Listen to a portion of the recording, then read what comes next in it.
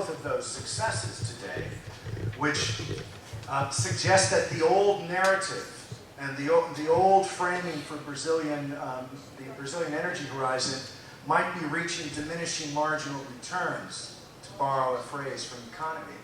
Even as late as 1999, the imports into Brazil, even though they had fallen as a percentage of total consumption, still accounted for 15% of the current account deficit.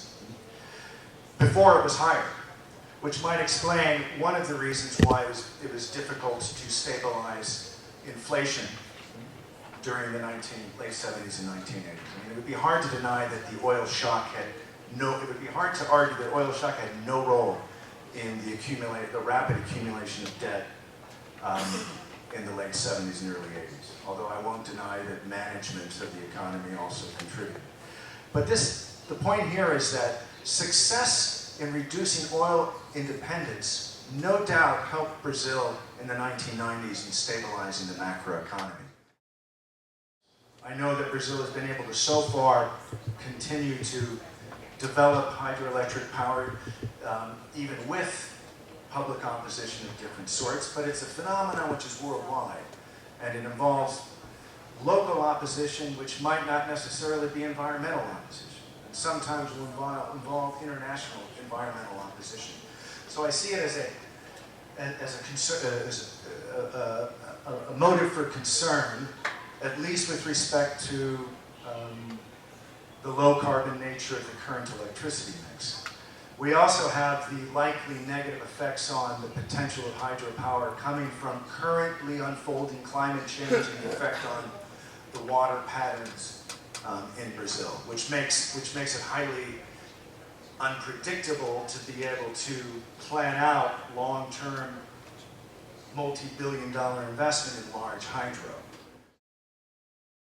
Obviously, the big question in my mind and in the minds of everyone outside Brazil is whether or not the current legislation that regulates the new pre-salt fines is flexible enough, or it might be too restrictive to generate the amounts of investments and the necessary associations. One of the standard parts of the story is that if Brazil is successful in developing the pre-salt, that it might be one of the first large oil producers to actually successfully convert the seeds of oil into sustainable development for those that still need it in Brazil. The big problem has been in Africa and other parts of Latin America that the countries that end up having the biggest oil booms not only do not translate them into sustainable economic development, but they have a record of undermining development already achieved, and it's a very sad track record. I think Brazil has the best chance of demonstrating that the methods to avoid the worst aspects of the oil curse. I'm optimistic simply because looking beyond the party politics shifting back and forth over time, I'm looking at the evolution of the policy in Brazil, and I see an energy, particularly if there is some kind of modification over time of pre-salt legislation to adjust to realities.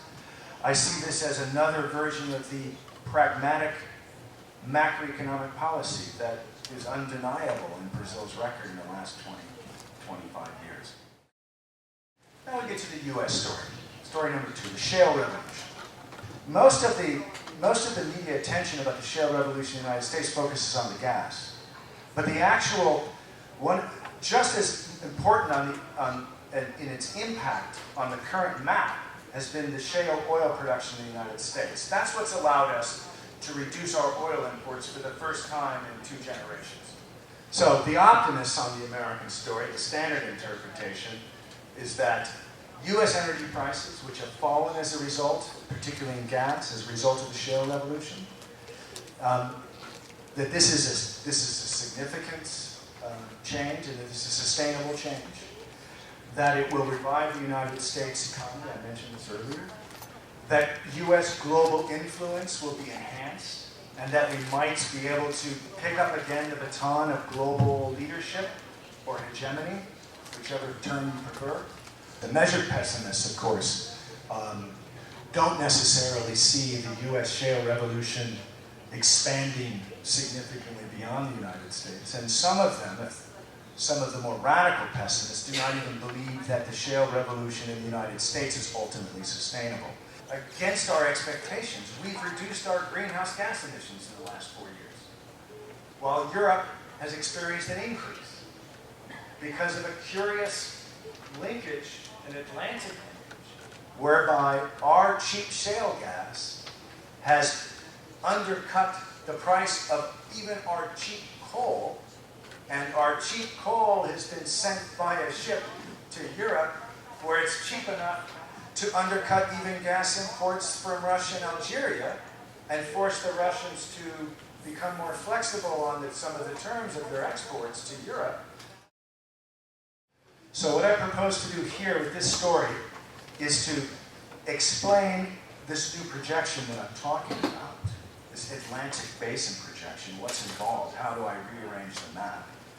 I don't rearrange the map, all I do is take the same data that we would all use from the IEA, or the Brazilian Ministry of Energy and Mines, or the American Department of Energy, or from OPEC. Right? They're all organized nationally, or in idiosyncratic groupings we've become fond of, like the OECD countries and the non-OECD countries.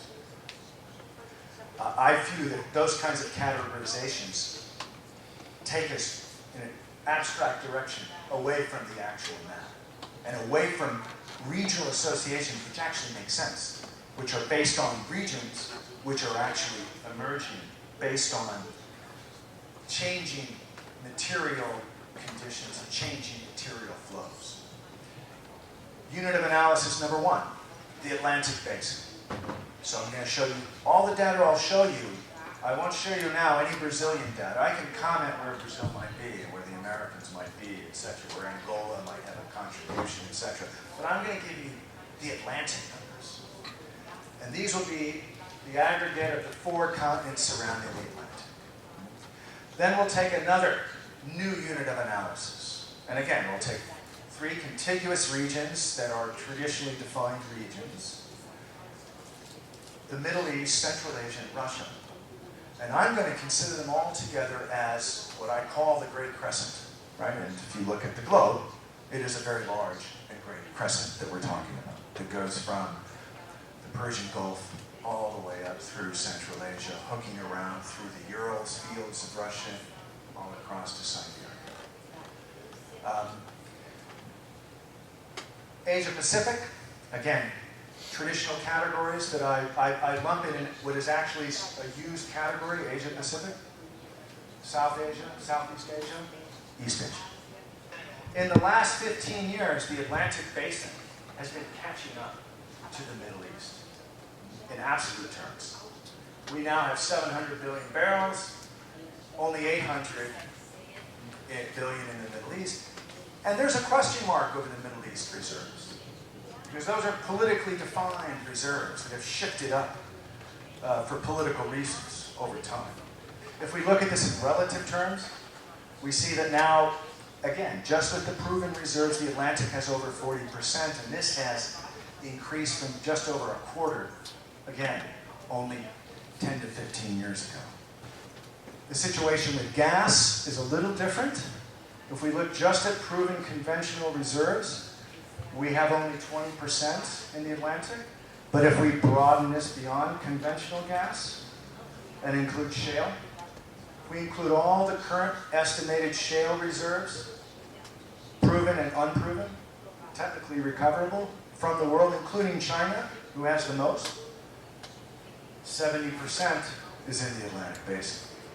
Current offshore oil production, 61%, is taking place in the Atlantic Basin. And more notably, more than half of that in the southern Atlantic. If we shift to the deep offshore, the Atlantic Basin is currently producing over 95% of all deep offshore over 1,000 meters. And 70% of it's in the southern Atlantic. So the southern Atlantic is really the center of gravity for deep offshore oil. The third revolution in the Atlantic The one that preceded both of the two we've mentioned has been the low-carbon revolution, which has emanated primarily out of Northern Europe and in particular out of Europe. We see the evolution of installed renewable energy capacity from 2000 to a few years ago on the left, and we see it dominated by the blue Atlantic Basin share. But we also notice that unlike in some of the other developments that we've looked at for future projections, the share of Asia Pacific has been increasingly encroaching in such a comparison. And then if we look at the right-hand graph, which is simply the projections, business as usual projections, which extend from that graph to 2030, and we see that the Asia Pacific is expected to catch up to the Atlantic in terms of the renewable installed capacity. Here we see that in 2000, what the total here represents is total Asian demand increasing. Total Asian demand on world supplies, beyond their own production. And in the early part of the century, all of it was being met by the red there, which is the Great Crescent. Now, as early as 2005, the Atlantic has started to supplement Great Crescent supplies to Asia. And the business as usual projections for supply and demand show almost all of the increase in that demand call being met by expected increases in production in the Atlantic Basin. Even though there's a larger demand call that's being currently met by the Great Crescent, the actual intensity of the increase that will be supplied by the Atlantic for liquids is even greater than for the total energy picture. And here is the same expression with respect to gas, where we see Atlantic dominance in meeting the gas demands of the rest of the world in the future even more pronounced. Now this is a 180-degree turn